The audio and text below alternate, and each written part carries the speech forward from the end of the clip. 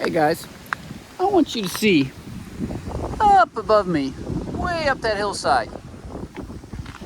There's no snow up there right now, but that's an avalanche chute just above downtown Juneau. I'm in Gold Creek Basin, and that avalanche chute, the last time it triggered, it hit in this basin, and fortunately it went right over where I'm walking. It didn't hurt anybody. It covered downtown Juneau in an entire plume of airborne snow. I'm walking right now on the flume trail. You can easily reach this if you come to Juneau on a cruise ship in the summertime. It's a beautifully flat trail built on top of the flume where they pulled water out of the creek that I'm walking beside in order to try to make hydroelectric power for all of the processing that they were doing on the gold originally. We've maintained this since then because we use the same water for our drinking water, and it's quite good. But the question I'm going to answer with my bare hand, which is rapidly getting cold, is how cold does it get here in the wintertime?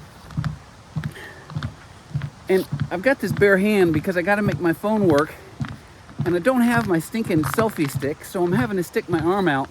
We got all sorts of issues up here in Alaska. But I've lived here 30 years. And last year, right now it's December 17th, just before the shortest day of the year. It gets colder in January. And last year in January, we had a particularly cold spell. And I took my little handheld portable infrared thermometer out, and I measured minus 35 degrees when I was standing as close as I could drive to the glacier on the coldest time of night at about 3 o'clock in the morning, looking for the coldest weather I could find. By my standards in Juneau, that is abysmally cold. Now, by Alaska standards, it's nothing special. If you're from the upper Midwest, it's not even all that special. But by Juneau standards, that's really, really cold. Today, it's about 18 degrees above zero, below freezing.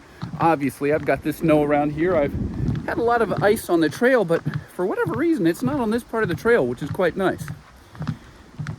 And most of the time in the wintertime, it's not nearly that cold. It averages right around freezing, very often down to 20. So when it gets down to 18 or 16, like it might be right here, right now, it feels a little bit cold to us, but it's not all that bad. The other thing to know is it's 1 o'clock in the afternoon. The sun never shines down here. You can see up on the top of the mountain, that's the avalanche chute coming down there. It isn't loaded with snow, so I'm not too worried about it. I would not be here if it had been snowing any time in the last week. This is not a particularly smart place to be. But this is an interesting spot. This is what you get, and this is some of the dangers of walking on a trail. I have these fancy ice spikes on the bottom of my shoes. These are not actually fancy. They're really cheap things, and we've got a dozen different sets of these things. Trick is getting one that fits your feet. But see, I can walk. If I had my shoelaces tied, you'd think I would worry about that. And I am sticking into the ice with my little spikes. There are only 6 of them on the bottom, but that allows me to get over this flood. The white ice is better because it's got cracks and allows me to get a little bit better traction. I could walk right up this ice field if I wanted to. I don't particularly. I also know I'm not in very much danger of sliding off the edge because I'm not going that way. I've got rocks underneath me that'll catch me better if traction's bad. The flume trail keeps going that way, and obviously the water's coming down, comes out of the ice and freezes, and has been piling up here for a while. Well, I haven't been down here for a long time. They've done an awful lot of work rebuilding this in the not too recent past. Look at those beautiful railings they put on that thing. And yet it's all covered up by this slide. Now, I'm not going to mess around. I'm going to go back down.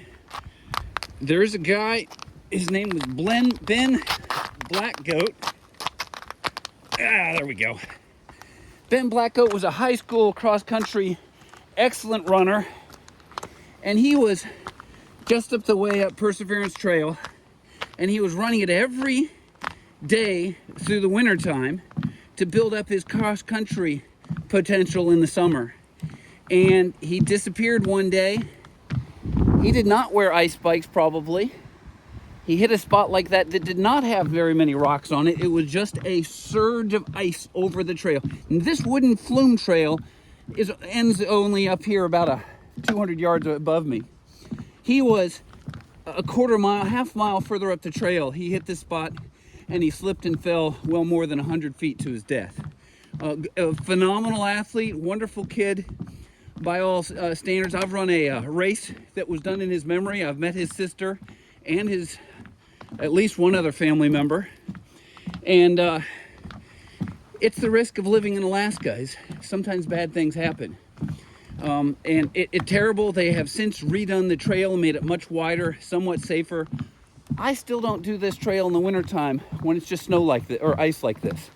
This flume trail is perfectly flat and wonderful and easy. This is a little version of the same thing. It means nothing to me. But that Ben Black Goat, you hear stories like that, it's just sad. So there you go. This is what it's like in the winter. I told you how cold it gets. I dropped my notes, so I'm glad I found these and picked them back up. And come on up.